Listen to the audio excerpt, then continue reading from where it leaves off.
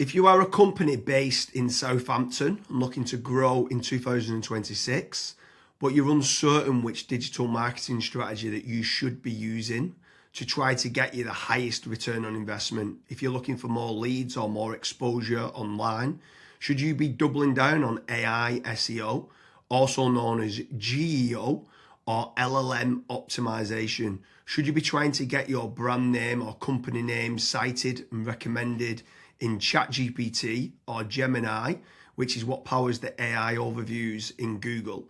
Is that a branding kind of strategy, or is that going to get you a return on investment? Today I'm joined with Kazra and we're going to talk about all the different types of digital marketing strategies for Southampton-based businesses. Should you be going out using a local PPC agency based in Southampton, a local SEO agency based in Southampton, or what you should be doing moving forward to try to get the highest exposure? Before we get started on the different types of digital marketing strategies for businesses based in Southampton, what bit of advice would you give to business owners and entrepreneurs? So the biggest piece of advice that I would give to business owners based in Southampton is, prior to spending any money on digital marketing, what you want is a predictable system. So you would probably want like a KPI system in place where you have exactly how much you're spending every single month on PPC. You know how many leads are actually generated from each of the channels you're spending. Maybe you're spending money on Facebook ads, PPC, and also SEO, right? You want to make certain that all three of those channels are actually generating your business revenue. That's the number one thing why we actually do marketing, right?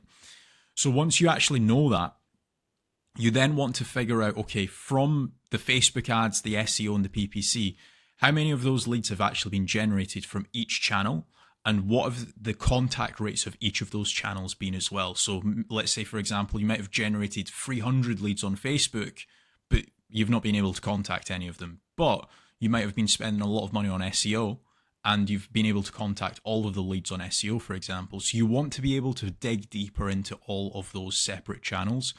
Once you actually know all of the leads, the contact rates, the last step that you want to know is how many of those contacted leads, the leads that have actually replied to you, whether it's on email, phone, whatever, has actually turned into paying customers or clients for your business.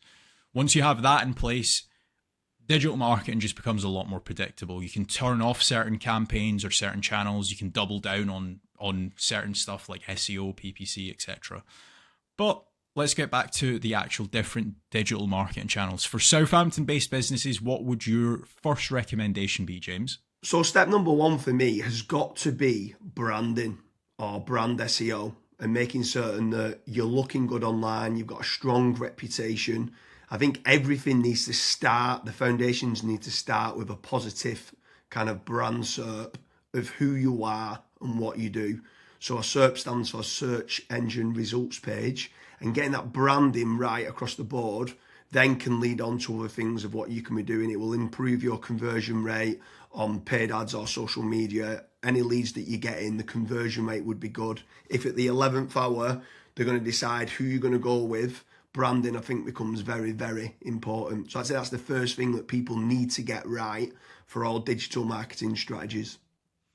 My next strategy is going to be AI visibility. I feel like more and more companies are actually looking into this. So what does ChatGPT, Claude, Gemini, Grok, Perplexity say about your brand or about your business? Is it a positive thing or is it a negative thing? And also trying to figure out what it says about your competitors as well.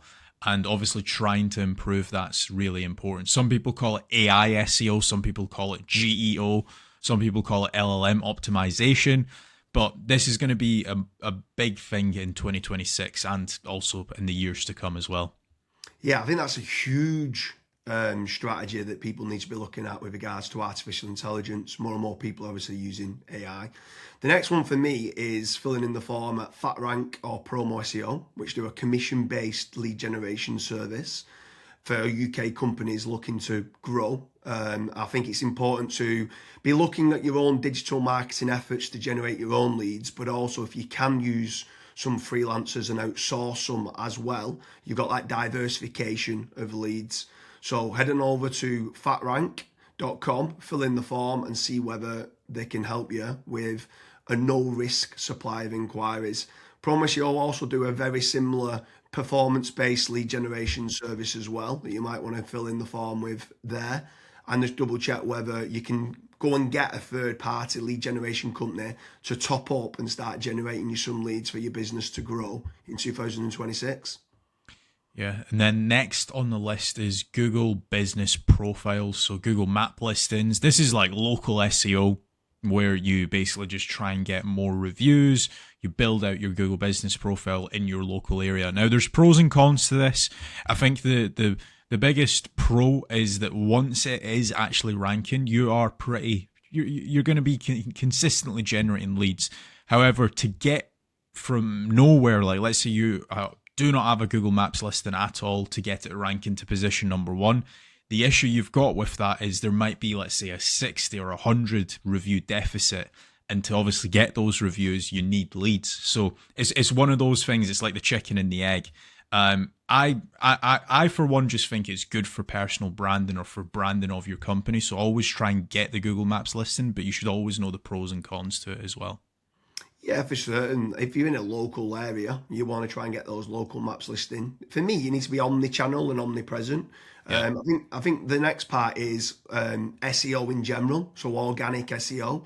Can you be building up your website to try and get your website ranking better? If you are in local area, you might want to do your service with the area of where you cover. So like plumbing in Manchester, create a page for that. Hopefully then share that on the Google Business Profile of what you mentioned. But trying to get organic rankings, the amount of search volume that people are out there searching for different services of what you do, or it could be some blog posts that you could be doing as well. There's different strategies on there that you can be doing, but ideally you want good quality content, build up topical authority, and try and get some third-party backlinks to power up the site to get those organic SEO rankings. I think that's another big part that you need to be doing as part of your digital marketing strategies in 2026. Yeah, and then the next one, which kind of ties back to what you were saying before, James, is obviously organic social media. Now, organic social media, I think it's more of a numbers game. So try to create good content that your audience would actually view. Like I see this time and time again where I look at brands and they've just published maybe 4 or 5 posts on their Instagram profile and they've not been active for 3 years, right? That's not going to drive you sales. But if you can do how-tos, if you can do guides, maybe you can do before and afters, right?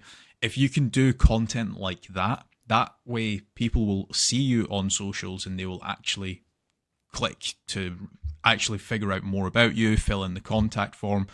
The caveat to organic social media, yes, it's free to do. It's not like PPC, for example, but it is very much a numbers game. So you want to be consistently uploading, maybe not every day, but at least 3 or 4 times a week. Yeah, for sure. On the subject of social media, paid social ads as well is massive. I'm a massive advocate of the kind of the $1 a day strategy of what people talk about. So if you are going to be taking the time to be posting every day, like you mentioned there, for organic social media, just spending a few pounds on those posts and boosting it. So getting case studies, any awards that you've won as well for reputation, and starting boosting that. You can also be running retargeting ads. So if anyone's clicked through to your website, you can be running retargeting, which is paid social as well. Different places like Meta, so whether that's Facebook and Instagram, you've got Twitter, you've got YouTube, you can be running Pinterest, you can even run in places like Reddit as well for paid ads. And I think paid social media is still an untapped market for digital marketing strategies. Yeah. The next one is it's probably a love-hate relationship. It's PPC, right? Google AdWords or doing it on Bing, wherever. That's basically the sponsored results. So if you search for a service, it's above local SEO. Now, I have spoken, and both myself and James, we've both spoken to so many business owners that are either they've spent 10, 15, 20,000 pound on it, and they've not had a single result, or they might have had a few leads and it's just not been of quality. Or you've got other guys that have spent hundreds of thousands on it, and they're like, it's the best thing that's ever happened to my business. Now, the reason why people are either they absolutely love it or they absolutely hate it is probably down to how it's been set up. Like, there's so many different nuances to PPC. Like, for example, having a really proactive negative keyword list, making certain that you have a set of banned IPs. Like, for example, your competitors could be clicking on your ads, and that's deemed as what's called click fraud.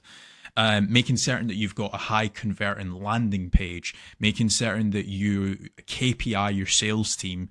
So when a PPC lead comes in, that is one of the first priorities that they actually take when it comes to contacting the lead. There's all of these different nuances, and if you're not on the ball with PPC, it's probably not going to work for your business. However, if you've got a really good, well-refined sales team, you've got a really good landing page, you've got a well-kept, up-to-date negative keyword list, you are using click fraud software, at that point, it will actually probably perform well for you. But again, just know the pros and cons to PPC. Yeah, for sure. There's certainly pros and cons. There's benefits of using it to get instant leads. But like you said, the amount of people that we speak to that have burnt a lot of budget and not had the inquiries and stuff that's come through as part of the digital marketing is pretty scary. While we're on the subject of paid, obviously we spoke about paid social ads, and now you've spoke there about PPC with Google or Bing. I'm going to throw in the mix paid ads on AI platforms.